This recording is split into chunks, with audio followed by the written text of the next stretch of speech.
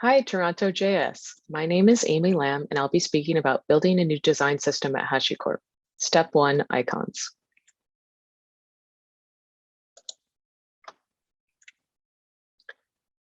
I'm a senior engineer, design systems and accessibility at HashiCorp.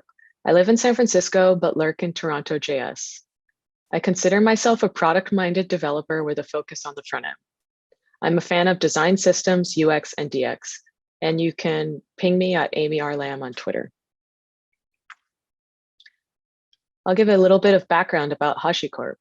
Our software stack enables the provisioning, securing, connecting, and running of apps and the infrastructure to support them. We unlock the cloud operating model for every business and enable their digital transformation strategies to succeed. In addition to the on-premise products mentioned here, HashiCorp has a growing HashiCorp Cloud Platform, aka HCP. HCP is a fully managed platform to automate infrastructure on any cloud with HashiCorp products. Most HashiCorp products have their own in-repo style guide and component library.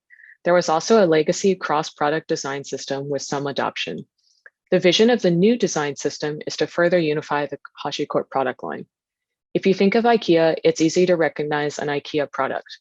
Once you've put one IKEA thing together, you definitely have a leg up when building the next thing.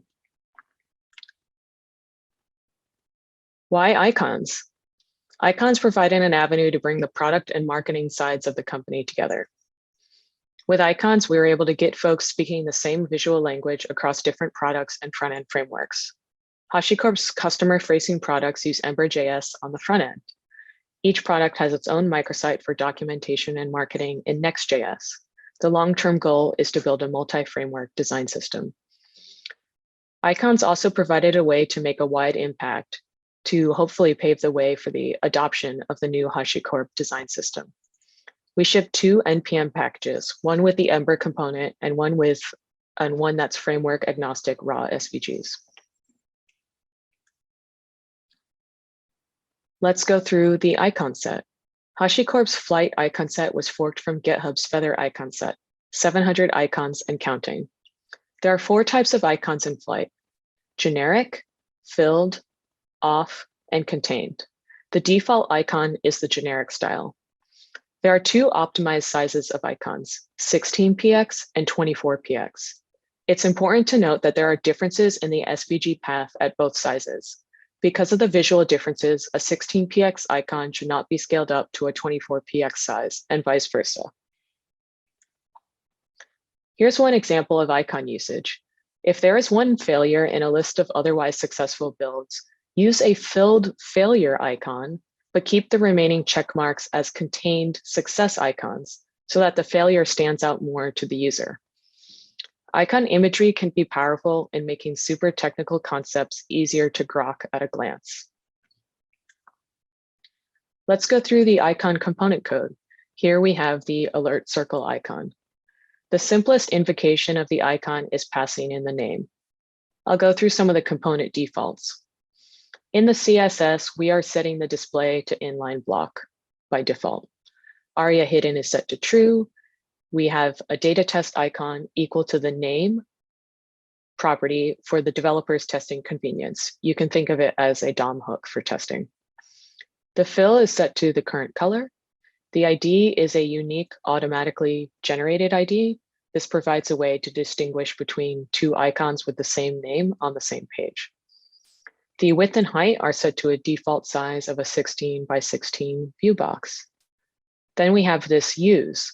Because Ember does not have tree shaking out of the box, we inlined an SVG sprite sheet and look up each icon by its name and size using the use element, which accesses the shadow DOM. Let's go through the icon component props. Only the name is required. Color defaults to a fill of current color, which you can override with one of our color design tokens. Size defaults to 16px square, controls the width and height. The other variant is 24px. Stretch defaults to false. Stretched is if the SVG should have 100% width and height, or if it should stretch to fill the parent container. You can override this by passing in this property. Is inline block defaults to display inline block. Again, you can override this by passing in is inline block equals false. and the developer can add additional CSS classes as needed. There's some fun facts about icons from a developer perspective. We use node scripts to automate the SVG export from Figma. This provides one source of truth that populates icons in both of our NPM packages. We use Percy.io visual regression testing to check icon display and API variants from each new Figma export. We provide accessibility guidelines. And one of my favorite features, we put icon name synonyms in Figma under the description field. Flight is open source. Make sure to check it out. Here are some links. Now I'll go to a live demo.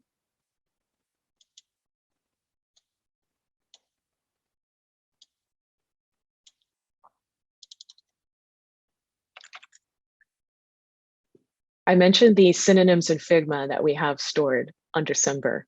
One interesting thing with this is that at a glance, I can see all of the arrow icons, and then I can know what's there before I consider making a new icon that could be slightly different from existing arrow icons. It's always been tricky for me to have multiple arrows in one code base, some being called icons, chevron, caret, and whatever it may be. We have some other standard icons. You can check out all of the check marks and even some face icons, smile, meh, and frown. A good enhancement that I can see to our own icon set is to add face as a synonym for those faces so that we can see them all at a glance. Maybe that will turn into some sort of happy, sad rating system or something.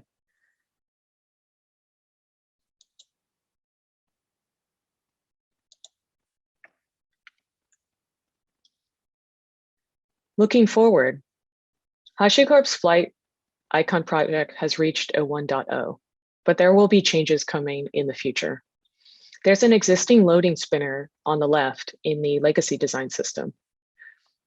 You can see that it's an animated hexagon. What we're currently thinking about with this is the loading spinner a flight icon, or is it a separate loading component? Here it's shown with an optional time elapsed, header, and message body text. At HashiCorp, the animated hexagon is used both as a full page loading icon spinner, sort of a traditional loading animation, but also it's used in line with other flight icons. So this will be an interesting challenge to tackle in next year. Another interesting challenge is to have a portion of the icon animate, such as the arrow in an external link icon. We'll need to brainstorm ways to enable this functionality while still maintaining the automation of icon export from Figma.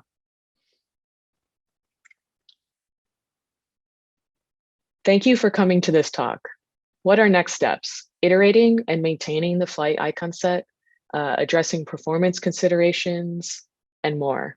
The beauty of design system work is that it's always a living document, and the next Ember bump is just around the corner based on real life usage.